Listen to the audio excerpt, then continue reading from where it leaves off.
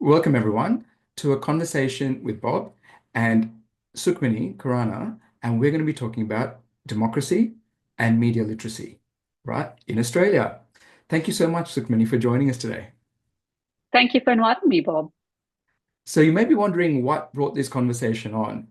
It's Monday, Easter weekend, and Sukmani's been so kind enough to give us her time. And the hot topic right now is about democracy and media literacy, coming up just 12 days away from the election. So, myself, Bob, I'm from Browns for Better, and we're an organization which is non-partisan, and it's about uplifting the conversation in regards to doing better, really. Mhm. So, whether for people of all South Asian backgrounds, whether it's business, work environments, politics, or academia, where we're creating a truly sustainable world and bettering lives. And our themes are sustainability, but also truth and democracy. And the third part is the well-being economy. That's our focus as well. Um, and it's our goal is to empower all South Asians from all backgrounds living in Australia.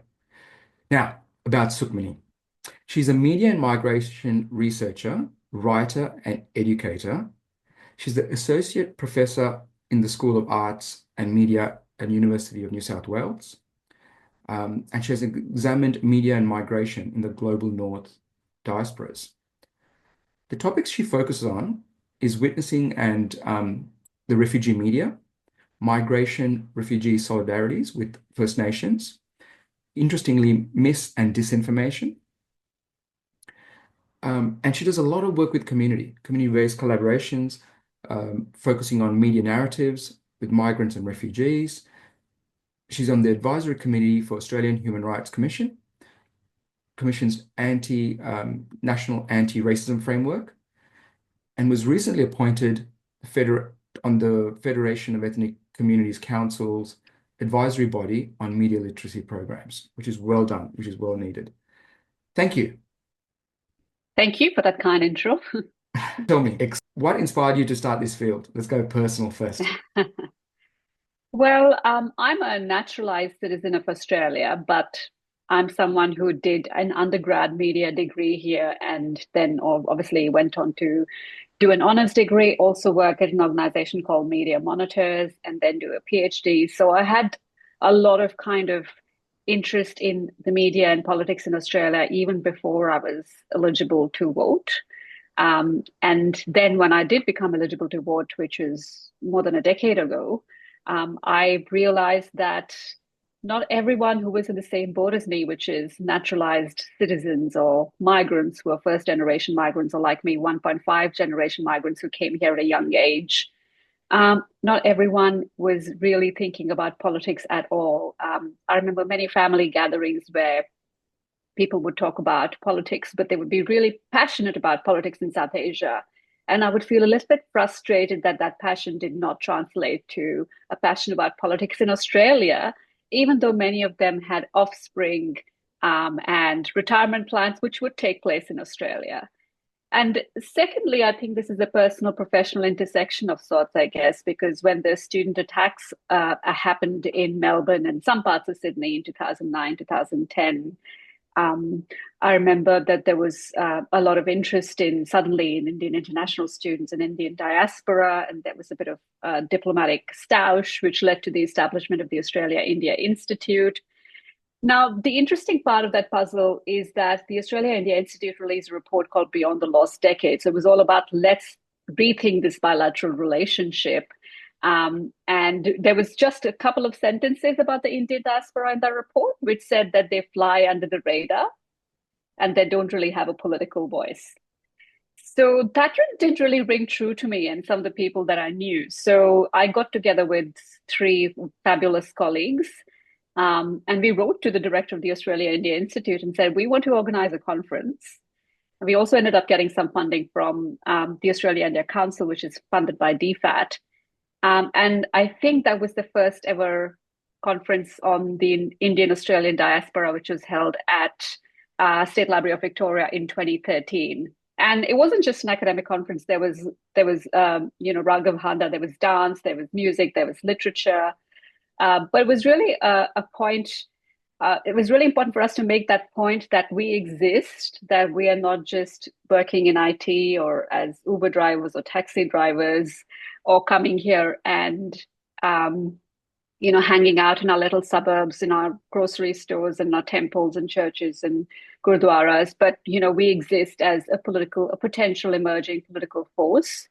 And fast forward 10 years, that again, there was a lot of interest in the Indian diaspora in the last federal election in 2022, when some of us who had done a little bit of work on the diaspora and on political candidates from the diaspora were called upon to answer which way the diaspora was going to vote. And first of all, there is no empirical research. There's a little bit of polling by Carnegie, which is an international institution, which was done for the first time. So there's a little bit of quantitative data on how the diaspora is going to vote or usually votes. But more importantly, I think the underlying questions were not being asked, which is, if the diaspora even politically engaged, or how is it politically engaged? How is it finding out about politics in Australia? What media is it using? So I think those sorts of kind of unanswered questions is what motivated my research in 2023, 2024. Thank you. And 2023, 2024 was also the referendum period. That's absolutely correct. So, I mean, university research takes some time. So when we were putting in, the paperwork to make this research happen, we didn't know exactly what the date of the referendum was going to be. But it so happened that some of our field work period, which is when we were doing the survey and the focus group interviews, that coincided with the referendum and the outcome of the referendum. And so there were quite a few participants of South Asian and Chinese backgrounds who were reflecting on how they got involved, or whether the referendum is something that was a talking point in their communities, and also the mis and disinformation that was circulating at the time. Yes, exactly. So, full disclosure, so that's when I got involved, from having been raised in Australia. So I'm a naturalized Australian as Mm-hmm. well. But for me, the democracy side, coming from Sri Lanka and experience Mm-hmm. of pogrom, and seeing what results 50 years on from a wedge politics to having a Mm-hmm. full-blown civil conflict. And then coming to Australia and being Tamil, we're proud of our linguistic background, and to not give the Indigenous their own space and appreciate their culture and their history, coming from Terra Nullius, Mm-hmm. it was I felt compelled to do something about that. And then what came out of that, the research, and not just the results, but as you've I came across your research at that point, Mm-hmm. which validated a lot of the things which I saw, and Mm-hmm. we saw together as part of Tamils for Yes, Yeah, yeah. which then steps to where we are today. So let me so tell me, I'm going to share a slide now in Mm-hmm. regards to your research piece. 50% of Asian migrants surveyed and democracy. Can you tell us a little bit about this research? So this research had two parts to it. We were just interested to begin with to understand what people understood about Australian voting systems and where they were getting this information from in terms of media. So a very basic survey, followed by more detailed, in-depth focus groups. And so what you see in that conversation piece is the results of the survey, because there was a lot of media interest in the results, because we don't know much about how Asian migrants are understanding Australian democracy, or even consuming media. Mm. And what I found really striking is that people get access, most naturalized citizens who are adults get access to the Common Bond booklet, which is the booklet that you get before you have to pass the citizenship test these days. I'm not sure when this change was made. It certainly didn't exist when I had to pass the test. But recently, that's the new kind of citizenship test mechanism. And we looked through it, and there was only a few pages, or a couple of pages rather, on Australia's three levels of government, Right. and compulsory voting. And so when we find out that about 50% of migrants from South Asia and China, um, didn't fully understand Australia's voting systems, despite having lived here for 10 years or more. So 70% of our survey respondents, and we had nearly 200 survey respondents, it's not a small number, had lived here for over a decade, had obviously voted in at least one election, and only, partially understood Australia's voting system. That was a real eye opener. And of course, there was sections of, policymakers and media that said, but a lot of Australian born people don't fully understand preferential voting or other aspects of Australia's democracy. And to that, I would like to say, but they still get access to it in a little bit in primary school, a little bit in secondary school, and through their families, which isn't the case with these, first generation migrants. So I think that distinction is important to make. And we also have to think about whose responsibility is it then? Because a lot of people were getting interested in citizenship and in voting closer to the time of the election or close to the time of them becoming citizens, but they were going on Google. And we all know what Google algorithms are like. So I don't think that that would be the most reliable way of learning about, how to vote or even what kind of policies to look at, or even what the background of particular political parties is, and how that determines what's going to happen in their local seat and what's going to happen nationally. So there were basically big knowledge gaps, unfortunately, even though a lot of our sample was quite media savvy. They were checking multiple sources. This is a sample which obviously wasn't incentivized to participate in the research. So they aren't people who had zero interest. They're people who had a great appetite, but also had knowledge gaps, which I think is really telling of the diaspora as a whole. Wow, it was profound that seeing that report. So after the referendum, Mm-hmm. I started doing research myself, and I started coming across your work. But you Mm-hmm. also have an article. You can see a book behind me, Yeah, yeah. Power to the People, and there's a book saying Reconnected, which not just for even though our conversation is about multicultural Australia, it Mm-hmm. was this one's by Dr. Andrew Lee, who's a senator, Mm-hmm. and he Mm-hmm. talks about like how from the 1980s, like where we are today, it's far more isolated, and so Mm. what that means is the democracies are starting to decline. And that there's a bit of research which actually shared that as well. The research in the UK election, they're showing a screen right now, 40% didn't vote. So Mm. 40% was more than the two major parties combined. Mm-hmm. Okay. And the two major parties came to about 16.5 million, and the 40% was 19 million people. So they were either disillusioned or whatever the reasons Mm-hmm. were. And the US elections, when we've just had it, 37% didn't vote, approximately. And Trump's majority direct primary was only 31%.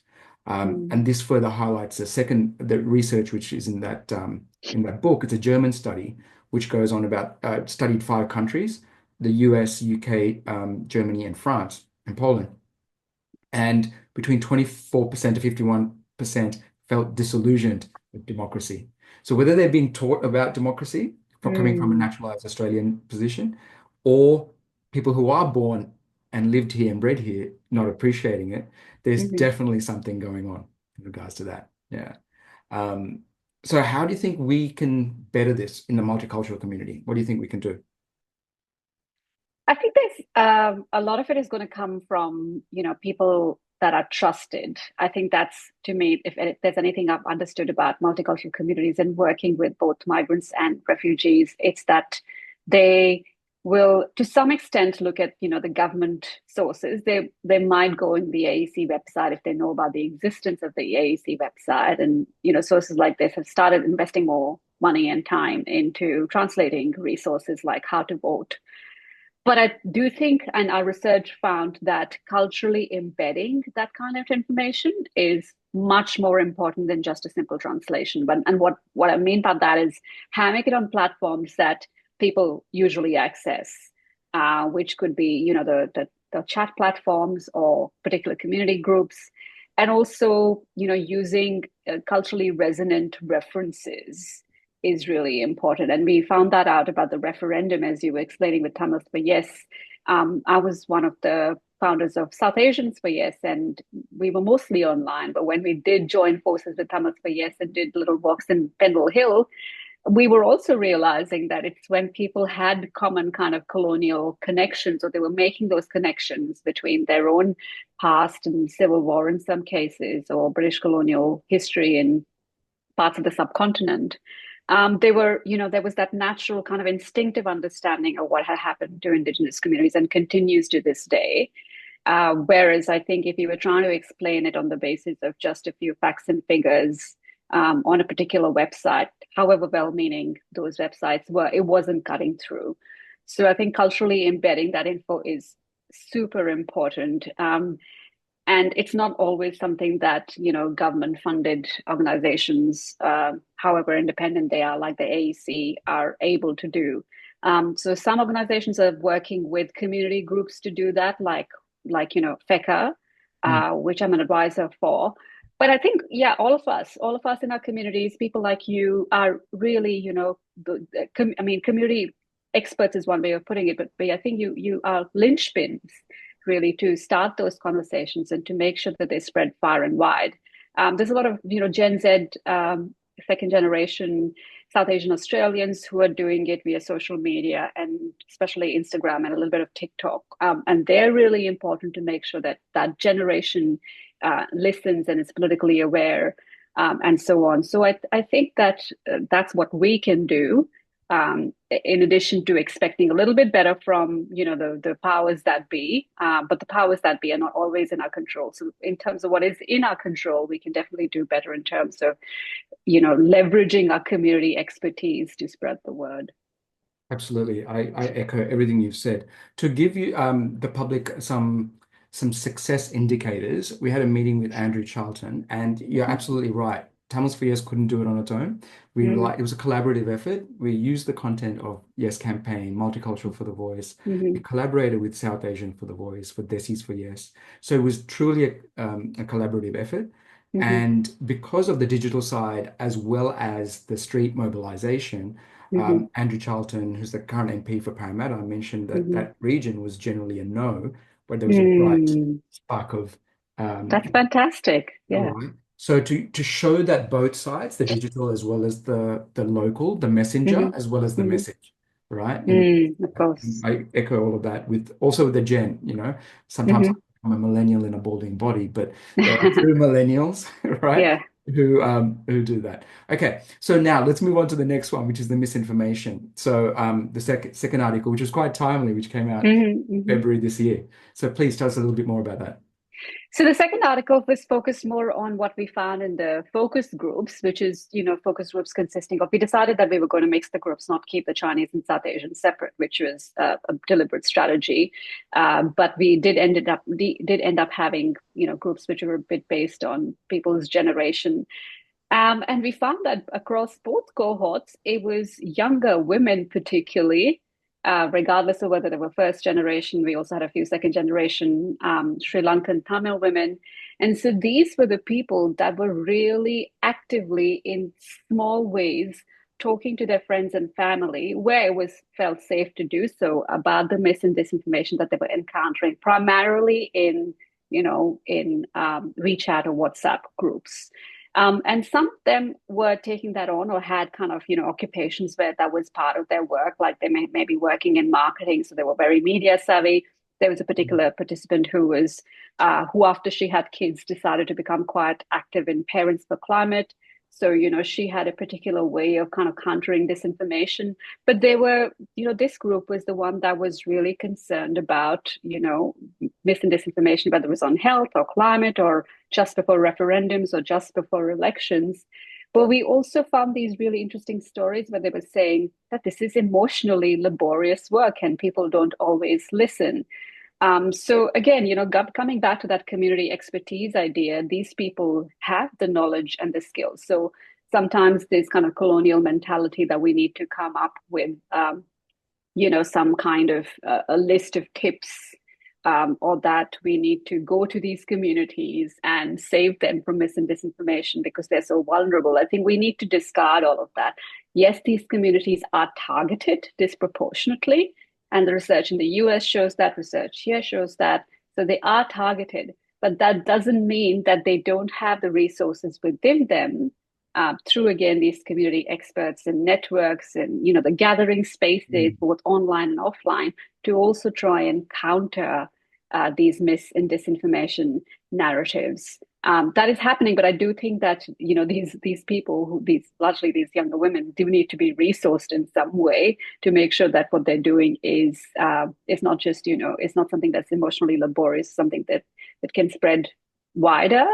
They can put this information about how to debunk mis and disinformation on, say, social media channels or groups which accept such posts. And also, I think it's really important that that communities are having this conversation, not just during elections. I know we often get more mobilized just before a referendum, or which happens once in a generation, but also before elections. But ongoing mobilization is really important on topics which are of interest to the community, like it may be employment or racism. And there's a lot of mis and disinformation circulating about those kinds of topics as well. So I think ongoing resourcing, ongoing mobilization, making sure that we tap into the community expertise on a wide range of topics. Because this mis and disinformation that is being targeted, we found in our groups, in our focus groups, is it may have started or may have become more noticeable during the COVID pandemic, Mm. but at the same time, it's also happening because people are trusting mainstream media or legacy media less. And if you think back to the COVID time and the articles in the media about the fact that the community leaders in Western Sydney and Southwestern Sydney didn't feel listened to, they weren't properly consulted when those harsh lockdowns were happening just in that part of Sydney.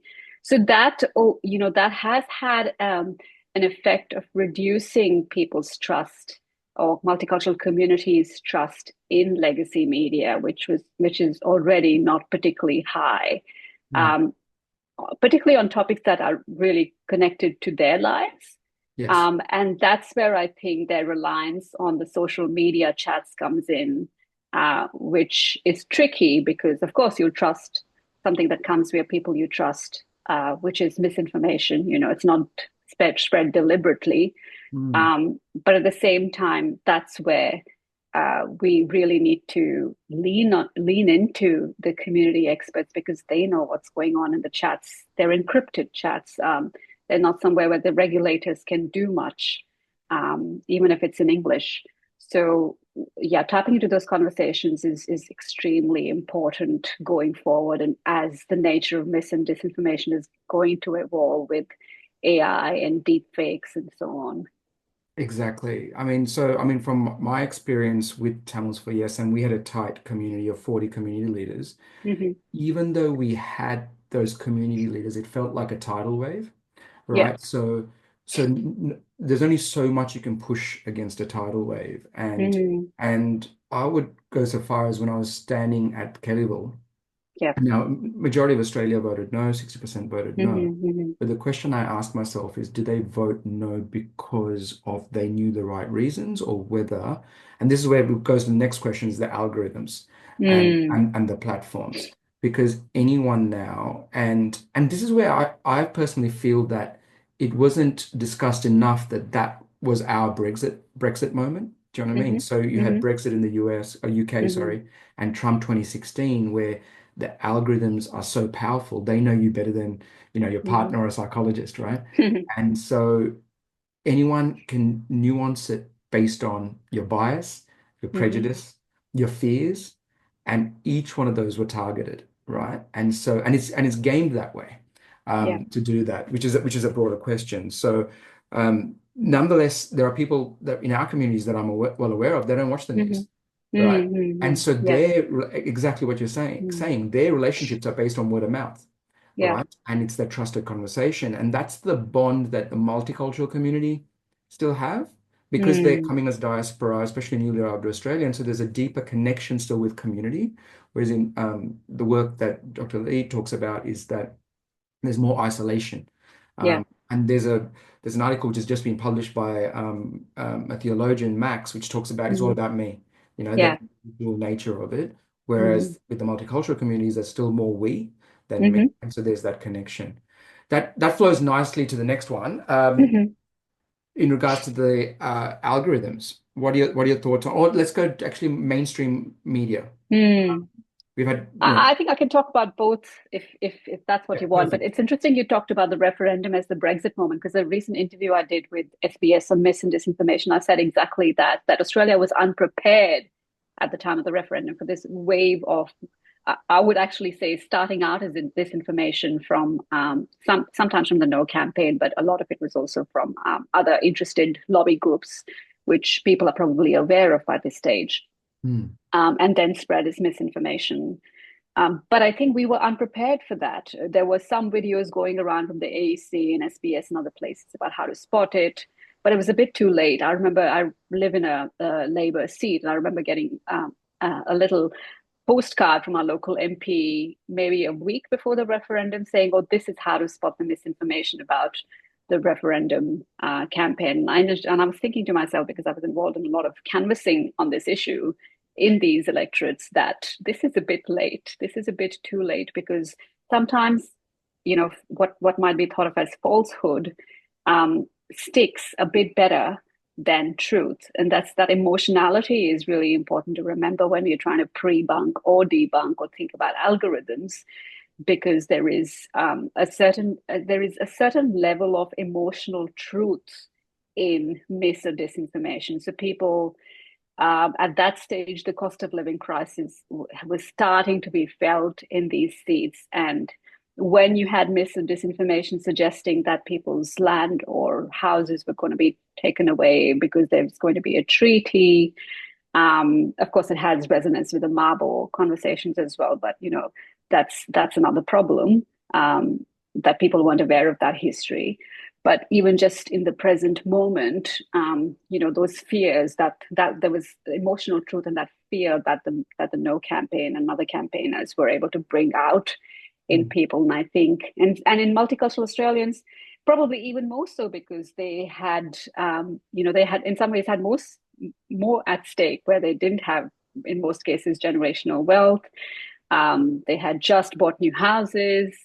So I think, and probably didn't understand Indigenous history or what the referendum meant um, completely. So I think the No campaign was able to kind of really capture that emotion, even though everything around it, what they were saying, was technically false.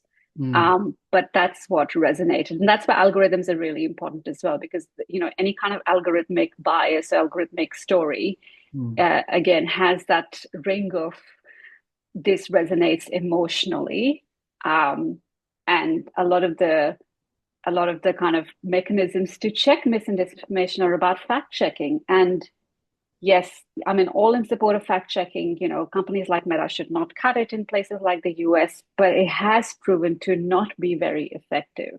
So we have to come up with better ways of checking algorithmic mis and disinformation. Fact checking is one of them, but there's also ways of making sure that we have narratives which are generated by the communities of themselves. Like self-representation is extremely important at all levels of government, in the media, in society in general, because if you don't have those self-representative narratives, then there are going to be narratives about you and targeted at you from elsewhere, and they're going to spread faster. They're going to spread in these communities, and then and it's already a bit late for the fact checkers. So that pre-bunking, I think, entails having opportunities to represent your stories, engage with the mainstream community, and so on. Yeah. So, I mean, recently I attended, just on that point, like, so post the referendum, did Mm-hmm. like, dare I say it, but I was completely south. I felt depressed, right? So I started Yeah. researching, and it was a tactic. Thomas Mayo politely calls it bad actors. I'll go Mm-hmm. further than that, but I won't share it right now. But it's those with vested interests, and always look at Chibona. Yeah. Who's winning, right, Yeah. in Yeah. regards to that. And so there's certain lobby groups who are anti-Indigenous and Mm-hmm. anti-renewables. Mm-hmm. Anti-Indigenous because they protect the soil, Yeah. and globally they're the ones who protect the rainforests and so forth, Yeah. and they're anti-renewable as well. And it builds a broader question about fact checking, because there's a term in Australia where the horse is bolted, right? Mm-hmm. But by Mm-hmm. that point, like now, if you go to a place or your food item or anything, you try and buy something, you can't falsely label that. Yeah. So there's legislation against that. There's standards against that. but yet we allowed this to pass, right? Mm, What we currently, mm, and I know in the current government they tried to do something, but it didn't quite work. But there's an organization called Democracy Network Australia, and I recently mm, attended their event, and they're asking politicians to take a pledge that mm. they won't put out false flyers about the misinformation. So I Yeah. felt like this is the standards lifting, Hmm. because we can't let the bolt the horse and then try to catch it and Yeah. fact check. So there's positive steps being made, but in that audience of 100 people, there's probably four people of color, right? And so how does this information, I mean, this is a broader question, right? How do we actually Mm. share this out? Because there's many people working on edges of this, right? Yeah. It's Yeah. weaving a thread between these organizations, right? Yeah. Yeah. So I think there needs to be racial literacy in multicultural communities as well. Yes, we need to make sure that the mainstream politicians and media don't scapegoat migrants, take those anti-racist pledges, but also even in mainstream communities, there needs to be more kind of advocacy and mobilization so we can advocate for ourselves, not just a bunch of us who, studied this stuff at university or who've been in roles where this is normalized, but mhm, regular multicultural Australians or and including some religious leaders who are community minded need to have that kind of racial literacy where they can tell where something is happening, where the community is being targeted either with racism or with this kind of mis or disinformation, which is not in their interest. So I think further training would also help everyone. absolutely. And you've talked about the racial side of things. I'm going to go a little bit deeper because I want to Hmm. conclude with how do we protect our families, our Yeah, communities, ourselves, yeah. to live better lives, and not just for now, but also for the future. But Hmm. before that, now we're seeing this coming up with the election, the housing, the cost of living Mm. stresses, and then immediately it's scapegoated to Hmm. immigrants, Hmm. right? Coming from a business side, so with purpose, with profit, I know working with businesses, they're struggling for employment, like staff-wise, to find that. And there are many developments which would be on hold if they don't have immigrants, right? So Hmm. it's like a two-sided sword that they're talking about. Um, and how can we lift this conversation? I mean, you've talked about better representation at all levels, right? So that's Yeah. at local levels. So there's like almost like village Hmm. gram in India, right? Like a gram and like a village approach. And there are again another organization called Better Cities working on this because like civic assemblies, Hmm. right? So we have people who represent different parts of society at those conversational levels at a local level, at a community level, state level, and a federal Hmm. level. But to really, like, we're one-third multicultural now, right? And we have a very Hmm. high Asian population as well, all across Asia. So how do we, I mean, what are your thoughts about how do we lift this conversation away from racism or that level? So Hmm. where we go beyond that as a nation? Do you mean go beyond the scapegoating of migrants Yes. and having mature conversations? Yes. Great question.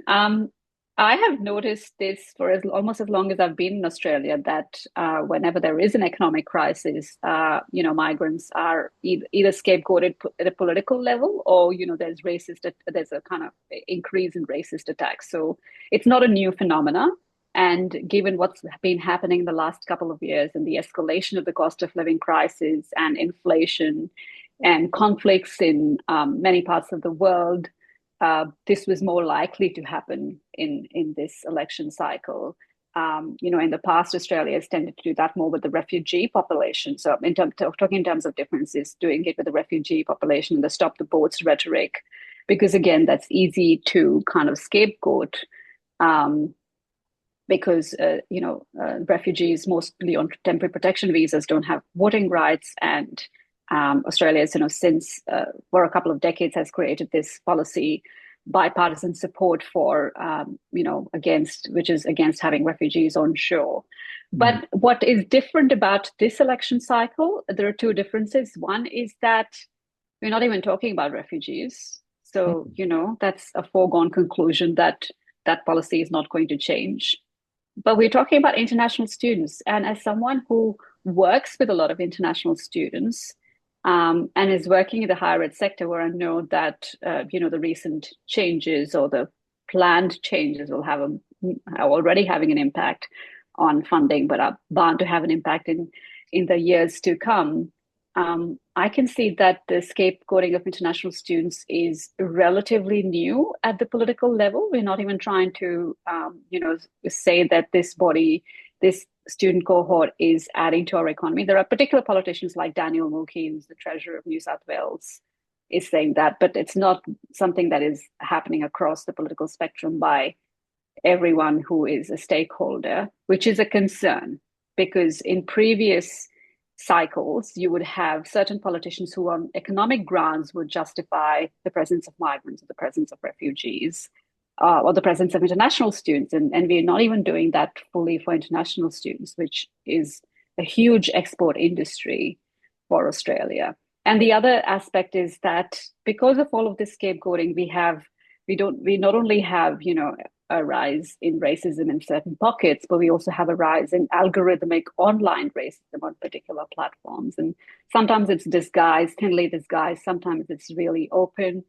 It's Mm. directed at South Asian Australian communities, it's directed primarily at international student communities, but there is this problem, which I think scholars in the US and people who make interesting content in the US have also looked at, where in a particular area or a country, if the proportion of people from a particular ethnicity, if it crosses like 10% or some figure like that, then the previous residents of that area start to flee. Mm. So there is that population panic, um, which in the era of algorithms is more of a problem. But the political discourse around it hasn't helped.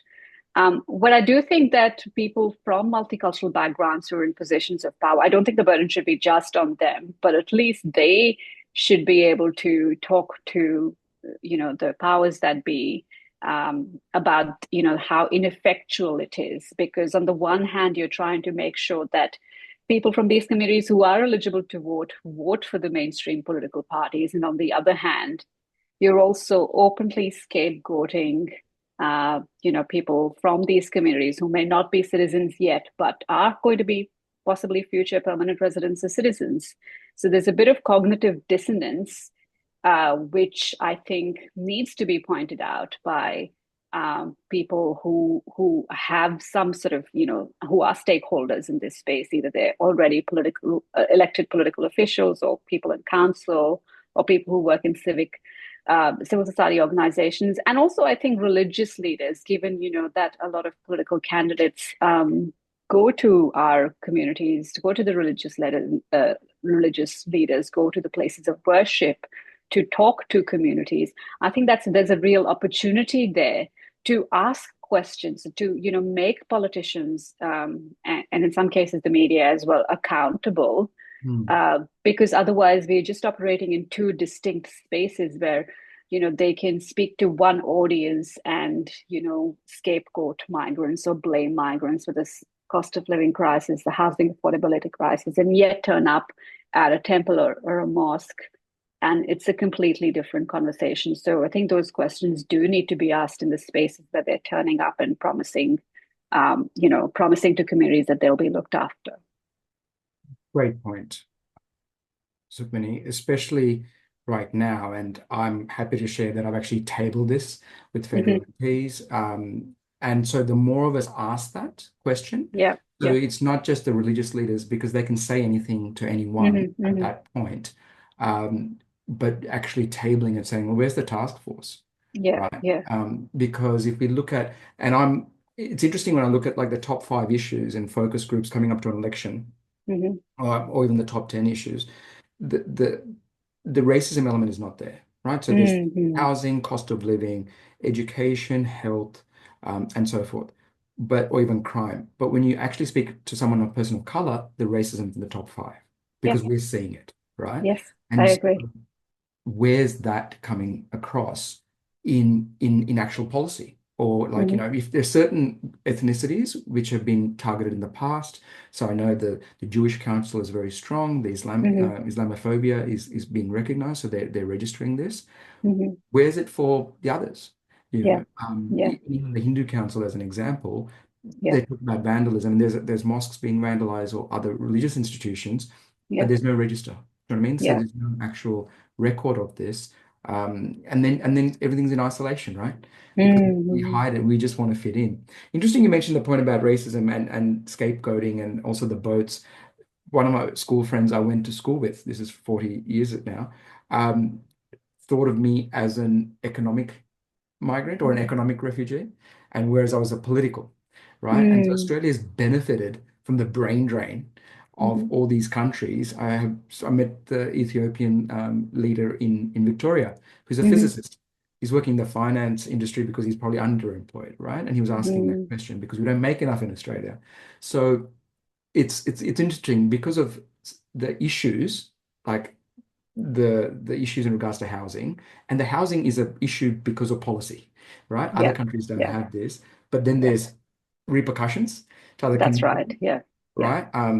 Even though these communities are probably at the core face, no, I'm saying all Australians are facing those Oh, issues, you know. So absolutely, that's important absolutely, to remember. So it's almost this kind of discourse also separates. It's saying that, you know, some communities have are first in line. Their grievances on housing count more than yeah, people who are new arrivals who probably don't even have a renting history in Australia. More, it's more difficult for them to find a place to rent. that's right, So that's right. it's already creating that barrier, I guess.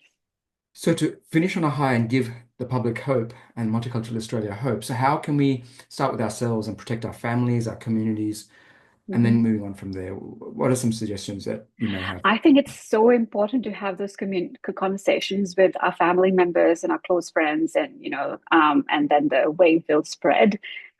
Something that I don't regret not doing enough of during the referendum, but I'm definitely making amends. This election is having those conversations, even with people who may have ideologically different points of view than me, people who might be of a different generation. Really putting myself out there with whatever knowledge I have to make sure that people know that not I'm not advocating for any particular party, but I think having those conversations on tough issues, on issues like media literacy, on issues like racism, on scapegoating of migrants, but also having really with a constructive approach, I suppose, because ultimately, if we all are community minded, that the community will benefit. All of us will benefit, and I think that that's the mindset that will ultimately make change for us individually, but more importantly for us collectively. Absolutely, I concur, right? Starting with our communities and then Mhm. with it's the local Facebook groups, right? And you can just go in there and see the mischief if someone's putting mischief up and calling it out. It That's does take right. time. It does take time, but whether it's Mhm. that or our communities, and I'm sure there's about 100 WhatsApp groups, right? That we're all part of. Yeah, I think South Asian communities and their WhatsApp groups have one benefit that you can spread the word, even if you never, if you don't have it, if people don't want to be too visible on certain Facebook groups, you can certainly make that ripple effect starting in WhatsApp groups can definitely encompass at least a significant part of the ocean. Absolutely, absolutely. So I didn't share that I'm also working with MLI for this period, Mhm. which is Multicultural Leadership Initiative. And so they're going to come up with democracy videos in Hindi, Punjabi, Mandarin, and Vietnamese for the major CALD languages. And it's been in collaboration with Arab Council to Mhm. share about how the democracy actually works and preferential voting. So these are ways that we can actually share, right? And there's new tools like Vote Compass, like as you've Mhm. talked Of about, course. where Yeah. we can, this is non-partisan, so based on your Mhm. interest. And you might be a migrant who wants to lock the border, right? Mhm. And so that's fine. So you can find the party that supports your attitude, right? Mhm. And so, especially the core issues which matter to you most. There's so many peripheral issues in Mhm. regards to the way mainstream media, and especially what's happening in the US about Mhm. wokeism, dare I say it, but Mhm. it's not the issues that actually impact people's lives, right? So yeah, there's lots coming out. So we'll be Yeah. sharing more of that in our Instagram and our socials. So Look forward to it. thank you, Sukhmani, so much for your time today, and I look forward to speaking to you very soon and collaborating a lot more. Thanks, Bob. All right. Take care.